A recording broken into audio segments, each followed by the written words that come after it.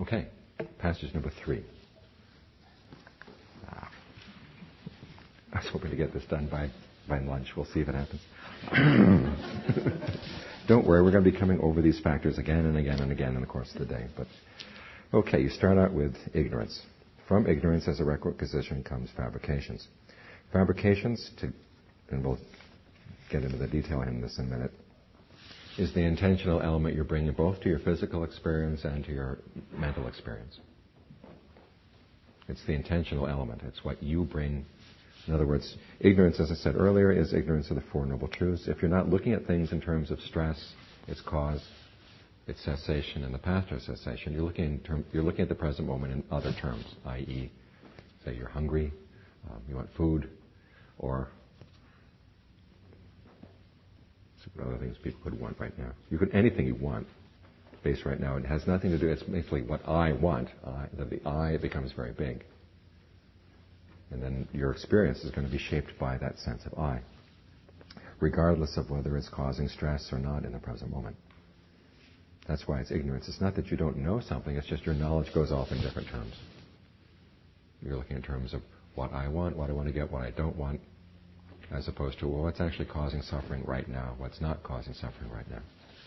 So based on this ignorance, of you're not looking at things in terms of the Four Noble Truths, you start fabricating things. You have your ideas, you have your perceptions, you have your notions. Even the way you breathe, we'll find out in a minute, is shaped by your intentions right now. You want a raise, your boss says no. You're going to breathe in a different way. It has nothing to do whether the breathing is causing stress or not. Because you're so focused on wanting the raise and so angry at your boss, you're not paying any attention to your body. And you're not paying attention. And if you're skillful, you stop back a minute and you say, okay, this is a bad situation. I've got to figure some other way of approaching this. But even the way you breathe is affected by your intentional element. Based on the way you're fabricating your experience, then that conditions the way you're conscious at your different senses. You've probably had the experience when you're so angry you can't see straight. This is a really blatant example, but it affects the way we look at things. What they say about a chocoholic is that you walk into somebody's house and you know where the chocolate is. It's what you're sensitive to. Actually, this gets a little bit further down. This comes under name and form, but it's... What was that article in the Onion? It says, I'm a chocoholic only for alcohol. Alcoholics.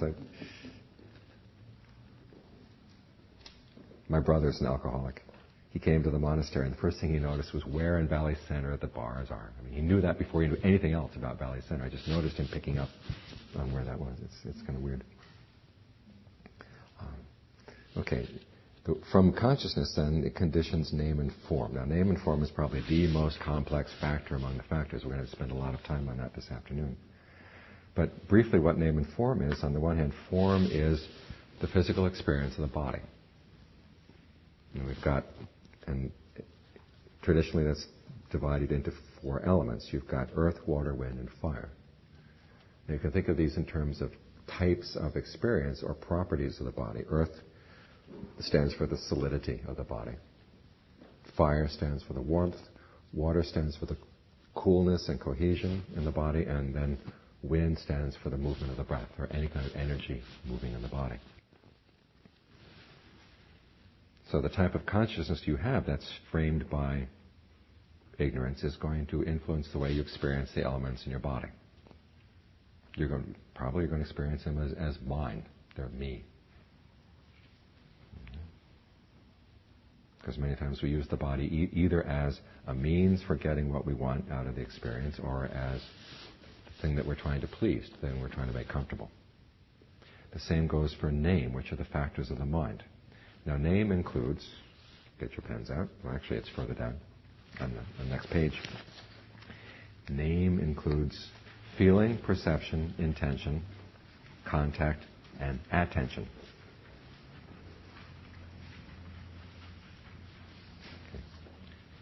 Okay, you've got feeling. Feelings of pleasure, pain, neither pleasure nor pain. Perceptions are the labels that you put on things. You see this glass, and you say glass of water. You see this bowl, and you say bowl. You see the clock, saying clock. It's just that the words that you put on things to identify them, the way you label them. Labels of good and bad, labels of me and mine, these are all perception. The labels that we apply to things. Intention is the aim that you have for anything, what you're aiming at. This includes your motivation, includes the quality of the impulse that's pushing you to act, and also what you're acting toward. This is the place where you shape your experiences through your intentions, because you've got an aim. Most of us look at the present moment. In fact, our experience of the present moment, we'll get into this later on, has an element of intention in it already. Our experience of the present already has a push towards the future. We look at the present not so much in and of itself, but where is it leading? Where can I direct it? What influence can I have on it? That's intention. Contact, this is not explained in the text, but I think here contact means contact between these different events in the mind. You have an intention, and then you have a perception, and there's going to be contact between the perception and the feeling, and the perception and the intention. This is how you know what's going on in your mind, how mental events influence each other. And then finally, there's attention. It's the things that you pay attention to. What you focus on, what you choose to focus on, what you choose not to focus on. And again, we'll get into this later in the day. As I said earlier, the chocoholic goes into the house, doesn't notice the beautiful Picasso on the wall, just notices, where is the chocolate? Where do they keep the chocolate in this house? There's a great cartoon in Farsight. It's World War III has broken loose. There's atomic bombs going off on the horizon, and people are running around crazy, with their tongues hanging out, and what they do in the Farsight.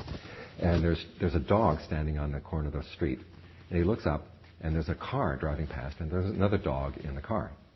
And the caption says, finally, something sparked his attention. He saw the other dog. This is the way we are in life. Each of us pays attention to different things. And there's a question of how you pay attention is going to, as we'll see later, has an influence on whether you're going to suffer or not. What things you focus on, what things you don't focus on. Okay, that's name. Okay. Now, given you have name and form and consciousness, okay, having name and form, you've got the six sense media. This form of the body has eyes, ears, nose, tongue, body, and intellect. The intellect comes along with name.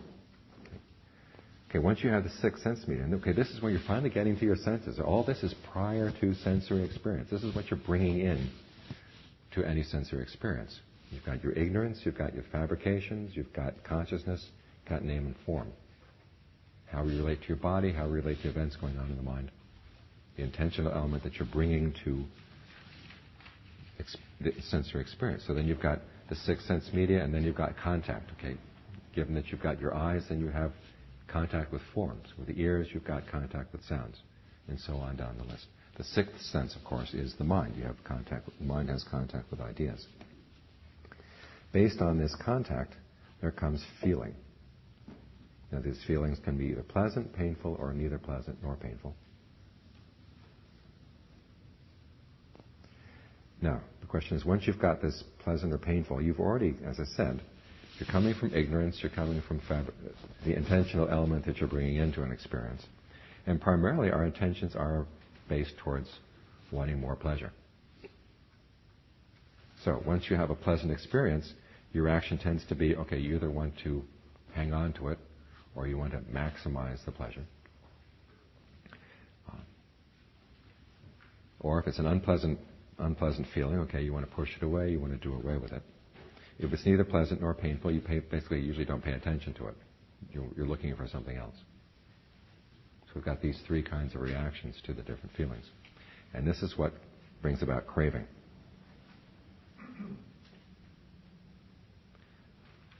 Another word for craving here is thirst. You want more of something. Either you want more pleasure or you want to get rid of the pain you've got, so you're thirsty for the pleasure. And there are 3 different types of thirst, and we're going to get into that in a minute. Based on the thirst comes clinging. Now clinging, the word upadana here, can also mean the act of taking sustenance when you feed on something. So you see the connection here, you get thirsty and then you feed. And our way of feeding, as we'll see in a minute, comes down to clinging to 4 different kinds of things. It's either to sensual desire, or to views, or to precepts and practices, or to views of the self. Views of the self comes in here, of course, because if you say you want to maximize pleasure, you have to have 2 ideas. One is the idea of I have the power to influence events. So it's me as agent, or the sense of self as agent. And then there's going to be the self who's going to be experiencing this. The I who's the experiencer, the recipient, or the consumer of the pleasure, let's put it that way. As long as we're going to be talking about thirsting and feeding and everything. So you've got the producer and you've got the consumer, both in one.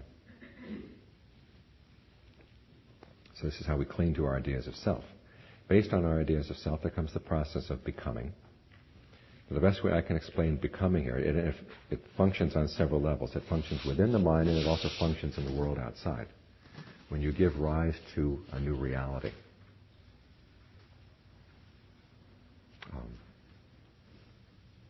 Or a vision of reality. You've had this experience many times when you fall asleep. This is the problem with this robe, as it falls down. When you fall asleep, you'll be sort of drifting off, and then finally there's this picture of a world that appears in your mind. That's your first dream beginning. Okay? And if you go into the picture, you lose sense of your bearings or where you are right now, and just kind of go into that little vision. You've gone into your first dream. That's when you start to sleep. Now, the process of that picture's arising, that's what's called becoming. And then going into that is birth. You're laughing. You're describing my meditation.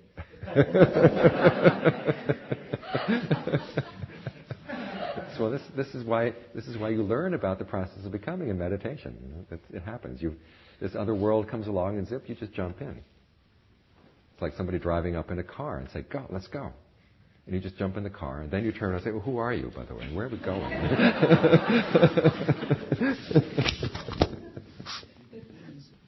And as the Buddha says, this is a process that happens, moment to moment to moment in life, but it's also the process between death and rebirth. When you die, lots of visions are going to come up into the mind, having to do with things you did in the past, places you might go, and we tend to jump for one of them. This is the normal way that rebirth happens. And notice it is the question of who takes rebirth. That doesn't come up. It's just there is the process of birth. The best analogy I can give here is when you have one dream and then you have another dream and then you have another dream. Have you ever asked who goes from the first dream to the second dream? It's just one dream is followed by the next, followed by the next. And this is how the process happens. There's birth, and then there's death, and then there's another becoming, and then there's more birth. And we're going to look at it on that level. Now, once there's birth, then there's going to be aging and death, sorrow, lamentation, pain, distress, and despair. And as the Buddha says, that's the origination of this entire mass of suffering. So let's go through these. Then he goes backwards, explaining each of the factors. Aging and death. Okay, whatever aging, decrepitude, brokenness, graying, wrinkling, decline of life force, weakening of the faculties of the various beings, and this is that group of beings, that's called aging.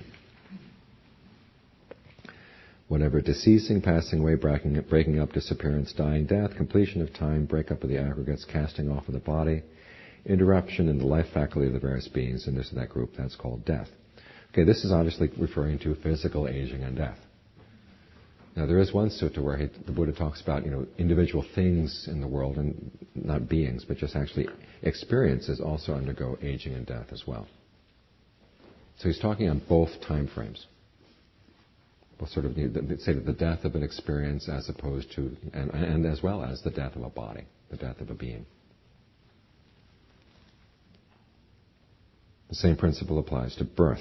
Whatever birth, taking birth, descent, coming to be, coming forth, appearance of aggregates, and acquisition of sense media of the various beings, in this or that group of beings, that's called birth. Okay, that's physical birth that we're talking about here. But every meditation tradition I know also says we're talking about the birth of an identity in the mind. Becoming. There are these three becomings: sensual becoming, form becoming, and formless becoming. Okay, sensual becoming has to do with beings on the level of sensual desires, sensual pleasures, i.e. us. But also the hell beings and many of the heavenly realms are also sensual levels. Form becoming, and of course these three levels also you can see them in the present moment in your mind. Form becoming is when you have a sense of just the pleasure of being in the body, of fully inhabiting your body, the sensing the body from the inside. That's a level of form. Or that sensing of any sort of object, a form appearing in the mind. It could be an image or a vision of something. That could also be on the level of form. Formless becoming is experiences in which there is no sense of form at all. Like infinite space, infinite consciousness, a sense of nothingness. These are all formless levels of becoming. Clinging and sustenance. There are these four clingings: sensuality, view clinging, precept and practice clinging, and doctrine of the self clinging. Sensuality clinging, you might be interested to know, doesn't deal with clinging to sensual objects. It means clinging to sensual desire. If you stop to think about it, which are you more attached to? Are you more attached to the objects of your desire, or are you more attached to your desires? You're more attached to your desires. Because it's easy enough to replace one desired object with another desired object. Your first spouse doesn't work out, you get rid of him or her and get another one. If you were told that you could not have a desire for anybody, then you'd really rebel, right? Okay. So it's defined here. Sensuality clinging is clinging to your sensual desires. View clinging, of course, is holding on to a view, saying this has to be true, everything else is false.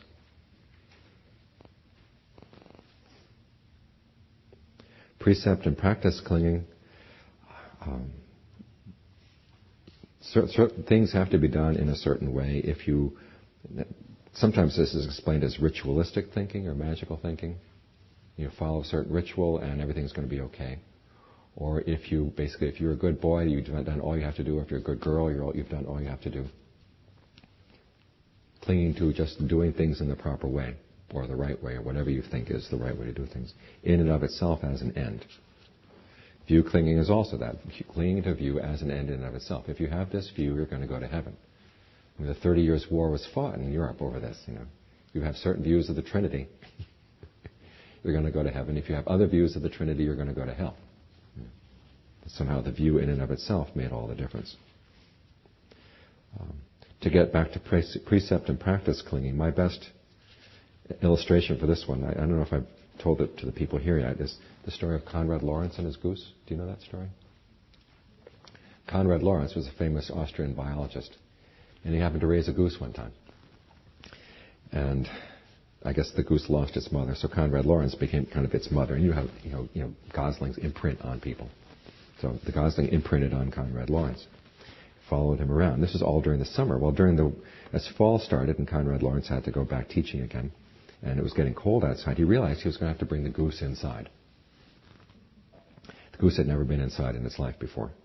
So he brings the goose, instead of feeding him outside, he just kind of walks up the steps into his apartment one day, and it goes into the building. And the way the building was arranged, there was this long hallway that ended in a window, and then there was a stairway that went up, kind of halfway down the hallway, went up to where his apartment was on the second floor. So the goose follows him inside and then gets inside and freaks out. It's never been in a closed space before. So it sees the window at the end of the hall and goes running to the window. Meanwhile, Konrad Lorenz has gone up the stairs. So the goose turns around and follows him up the stairs and feeds. So the goose gets used to the idea of being inside. However, from that point onward, every time the goose went into the house, it would go first to the window and then back up and then up the stairs. And with the passage of time, as it got hungry sometimes, the trip to the window got shorter and shorter and shorter. Until finally it got so that he would go to that side of the staircase, shake his foot at the window, and go up the stairs.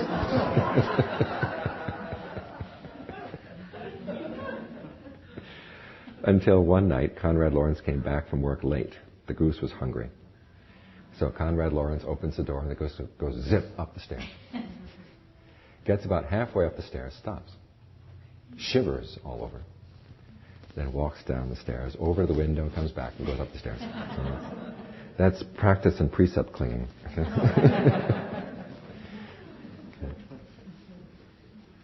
When you find yourself falling for ritual thinking, remember you're listening to your inner goose.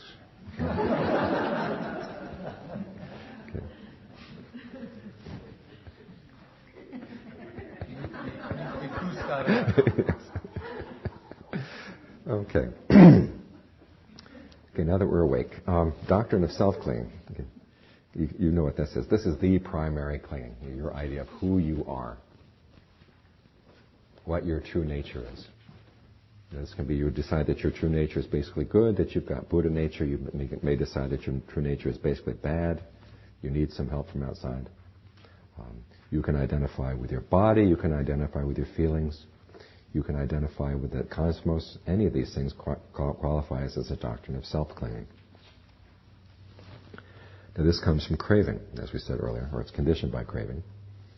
And here you've got the 6 kinds of craving, or basically craving for any of the objects of the senses. Same goes for feeling, the same goes for contact. These are all classified by the 6 senses. So feeling is 6 classes. Feeling born of eye contact, born of ear contact, nose contact, tongue contact, etc. There's contact at the 6 senses, and there's the 6 sense media.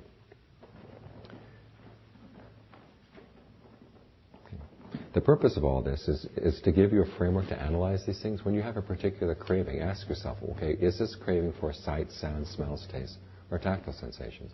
Get away from the question, is this my craving, is whatever. Just classify it in an impersonal term. What kind of contact does it come from?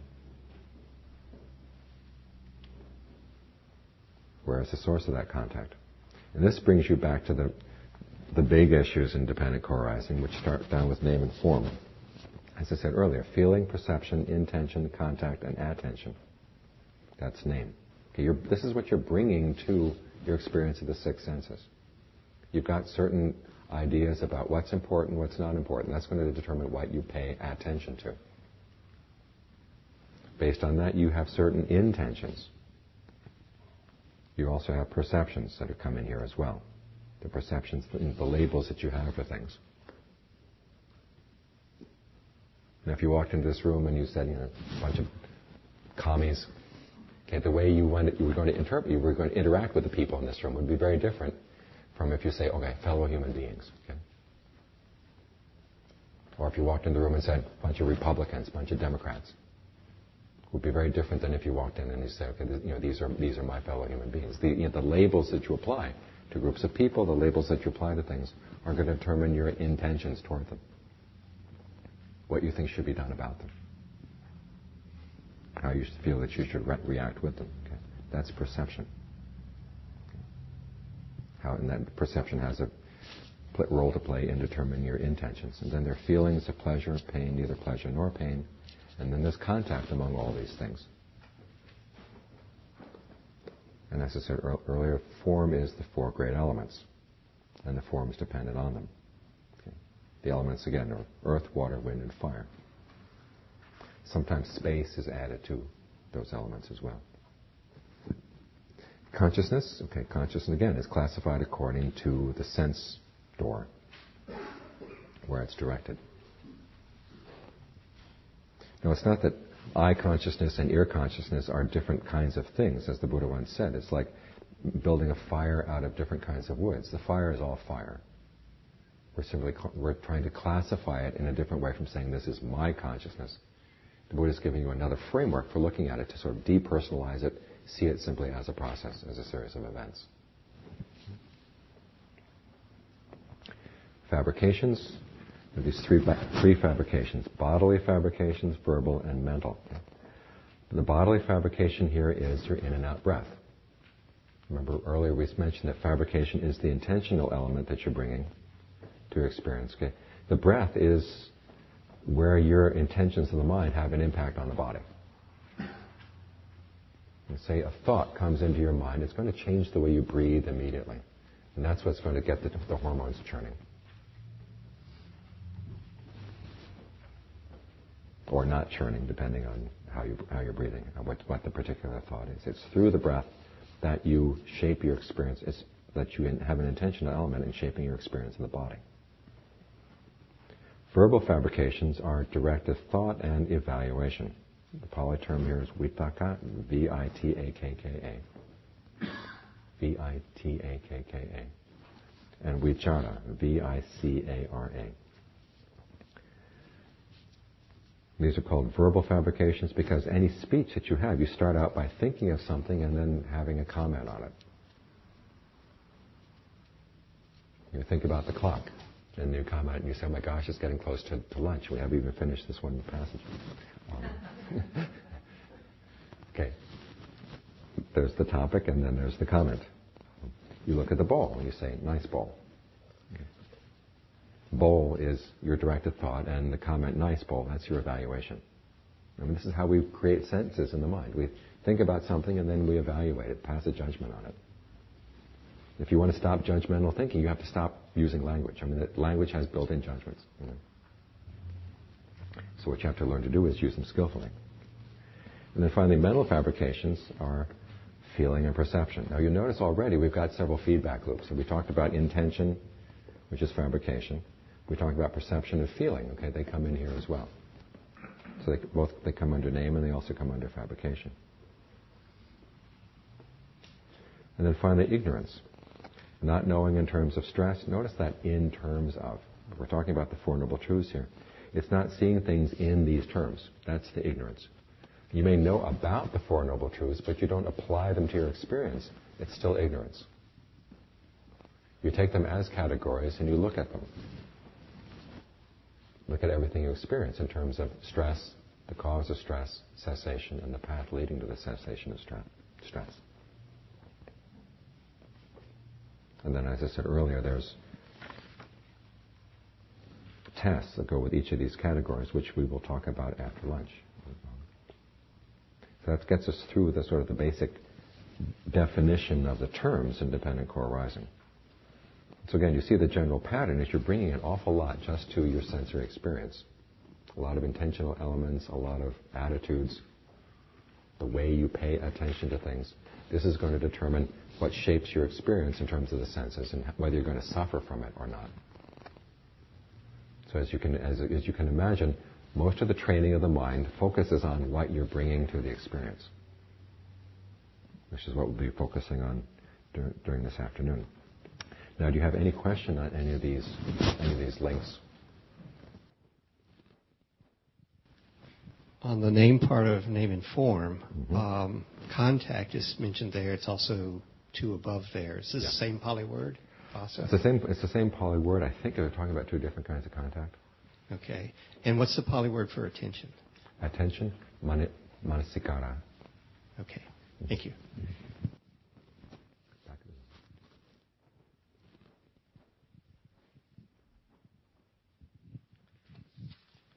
I had two questions. One was, could you just give an everyday example of the birth, aging, death, sorrow, lamentation, pain, distress, as it relates to not to the physical life form, but just a given moment? Okay. Say you have a craving for ice cream. A craving for ice cream. Then you cling to that craving. You really want that ice cream. You create an identity around it. You start thinking about how am I going to go down and get that ice cream. Okay, you visualize how you can make this happen. That's the becoming. And then the birth is you start playing the role within that particular intention there. And you start doing it. You become the person who goes down and you say, let's say it's you have the choice. Either you can become the person who's going to go down and get the ice cream, or you're going to be the person who's going to stay home and do some work you've got to do. And you see this most clearly when you've got a conflict, that there's 2 or 3 different yous all vying for attention. And then can you take it on further to the aging and death, sorrow, lamentation? Okay. Then you've had the ice cream. And you go back home and you say, now, was that worth it? And for a few minutes you say, that was worth it, yeah. And then after a while say, what was that all about? So you're not really lamenting, okay? But that particular identity just stops. And then you replace it with another identity. And usually this happens unexaminedly because, on the one hand, the lamentation, sorrow, distress, and despair is pretty minor. But there are other cases where you take on an identity, i.e., somebody's husband, and it doesn't work out. And you've got to get a divorce. And then, the lamentation and distress and despair is really, really, that's huge around the identity that you'd built up around being that person's husband. So it's a little tiny desires, there's a little bit of stress, but, big desires that become a big part of your identity, then there's a lot, then when it ends. Or even if there's a great marriage, one of you dies. So say your partner dies. And then you've got this big, all the lamentation that goes around that. And a lot of that is, there's an interesting passage where Sariputta makes a comment that he doesn't see anything in the world whose change would make him feel any sorrow or grief. And Ananda, always loyal to the Buddha, says, well, wait a minute, what happens if anything happens to the Buddha? Aren't you going to get upset? And Sariputta would say, well, I'd say that it's an unfortunate thing that such a great, helpful human being has had to pass away, but that's the way things are. And Ananda's comment on this is, you have no conceit. I mean, the basis for grief is usually how much I am suffering from that person's death or sickness or whatever, which makes you realize how much of an identity you built around that relationship. So when the relationship ends, then you go through this process of aging, illness, death of the relationship, and the sorrow and lamentation that goes along with it. Great, thanks. And one other, very quickly, the whole thing you're talking about, perception of, is this room filled with commies or Republicans, or how did you fit? Where does that fit into the perception? And which part? It's in name and form. Just in the name and form. Okay, great. But you find also that it's there in perception and fabrication as well. Okay. Great. It's like your perception. We have a double check on our perceptions. There's one level of perception, then it's followed by another one. Do I agree with these perceptions? Because some of them just kind of rise up unbidden. And then you decide which ones you're going to go with and which ones you're not. Okay. Thanks. So it's very complex. Question here? On the one hand, the task is to deepen our awareness of our intentions, and I imagine to refine the intentions. Right. Toward the wholesome end of the spectrum. On the other hand, you mentioned that in the Theravada conception of enlightenment, the Buddha had no intention. At that point, right. Can you say something about that? Oh, that's a big one. Basically what you're doing is... Not the best time. This is a great time because we're about to eat. As we talk about refining your intentions to get more and more wholesome, you realize that you get to the point finally where you realize that even your wholesome intentions are causing stress. And you've got to go beyond those. Now, how do you do that? So first you get more and more refined, and then you realize, well, this is just taking the same process, but you haven't gotten out. Then you realize, okay, what is intention? And this is where you sort of turn around and look at this driving force that keeps you going, that keeps you shaping your experience. This compulsion we have that we're constantly shaping our experience. And you say, and then you figure out how to drop that without replacing it with a new intention. That's the real skill of awakening. Now, this doesn't mean that after his awakening, the Buddha did not have intentions, but he did relate in a different way to them. If there was a need for the intention, he would bring it up. If there's no need, he would drop it. Now, given the fact that, as I said, your experience of the present moment is composed of intention, what this means is that when the intention really drops, you have no experience of the present. There's no sight, sound, smells, taste, tactile sensations, eye, ear, nose, tongue, body, mind. There's none of that there. And this is what's called, opening to the death. Well, this is an experience of the deathless. What happens then if someone comes up to you and says hi? At that point, you're deep in meditation. Yeah. Now, the fact that you're interacting with other people, you've had the intention to interact. So you're out to interact with them. But they do talk about monks and nuns being in instead of the cessation of perception and feeling. Make big loud noises around them and they don't hear it.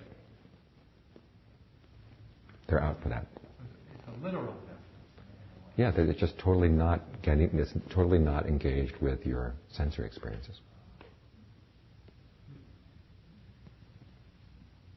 Now the question is, why would anybody want to go there? And the answer is, we see it, you like it. That leads to another round of suffering. And this is the motivation for why you're on the path. Because there's a happiness that's not dependent on conditions. Now, as long as that person continues to live and interact with other people, they're always still in touch with that other dimension, which brings a whole different dynamic into how you relate to your senses, how you relate to other people. Because you're not hungering for anything out there. Can't that be responsive as well? It's responsive and everything, but it's not hungering, which is important, because for most of us, there still is this element of feeding off each other, one way or another. When you laugh, I have a little sort of, okay, I'll continue talking kind of push. Yes.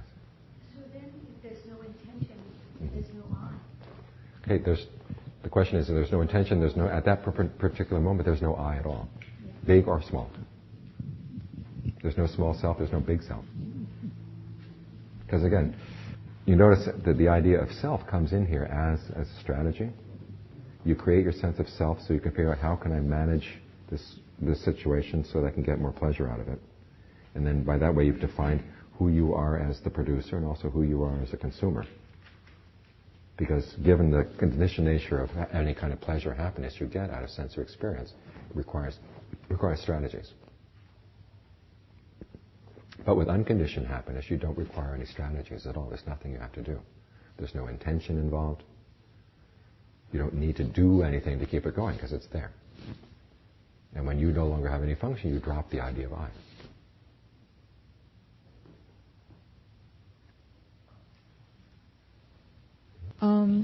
I'm hearing some difference, or I guess what I would like to ask about is, much of this is talking about an individual mind, and the particular mind that I'm aware of, for example. And yet, as a related system, there are many minds that are always interacting. Can you talk a little bit about the difference between, I'm trying to unravel my own experience or this particular life stream compared to the fact that I'm swimming in a sea of many, many life streams? I'm having a little trouble with self versus total. Well, the Buddha really is talking about this is something each person does for him or herself. That your experience of other beings out there, when you come right down to it, there's always that, what is it called, solipsism question. Do people really exist out there? Do you really exist, or are you a figment of my imagination? And you can say all you want. Oh, I really exist. I know, because I'm here. But for me, that you're here is over there. And so basically what can you do is, where the suffering is, you can work on lessening the causes of suffering. And it's not just a selfish thing, because it turns out that the less suffering you're causing yourself through this process, the less of a burden you're placing on other people. But there's no one person who can take everybody along with them.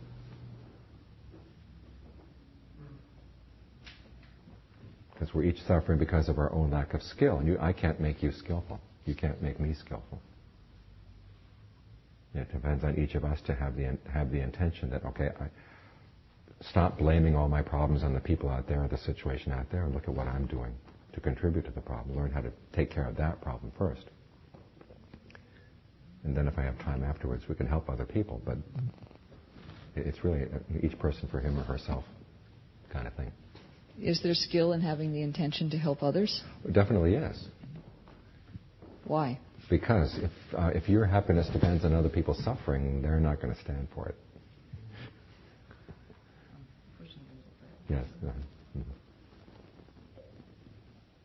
That's in fact the Buddha's explanation for compassion starts right there, realizing that you love yourself, I love myself. If my happiness depends on your being miserable, you're not going to stand for it. So I've got to take you into consideration. And then the more I can sense your feelings, the better it's going to work. So it teaches you sensitivity as well. But there's no in the early teachings, the Buddha never claimed that he could take anybody along with him. There's always a question of, who's ready to hear the teachings? He'd be happy to teach that person. Someone once asked, is the whole world going to go to awakening? Is half the world? And the Buddha refused to answer.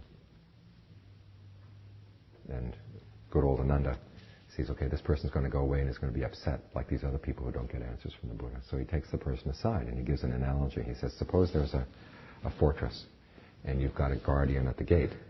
And the guardian goes and he walks around the fortress wall and he sees that there's not even the slightest little hole in the fortress wall, not even big enough for a cat to get through. Okay. Then he knows, okay, there's only the one gate. Anybody who's going to go into the gate, into the fortress, has to go through this gate. Okay, in the same way, the Buddha sets forth the teachings that anybody who's going to put an end to suffering is going to have to do it this way. Now the question of how many people are going to do it, the whole world, half the world, nobody can know that. Because we're each suffering not because I haven't saved you, but because each of us is reacting or bringing unskillful attitudes to experience. Which means each of us has to work on our own unskillful attitudes.